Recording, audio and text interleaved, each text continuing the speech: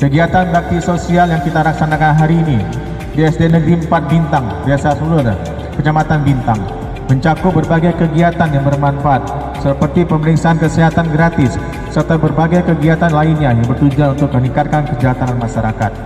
Dengan mengucapkan Bismillahirrahmanirrahim, bakti sosial dalam rangka HUT Bayangkara ke-78 tahun 2024 dan resmi kami nyatakan dibuka.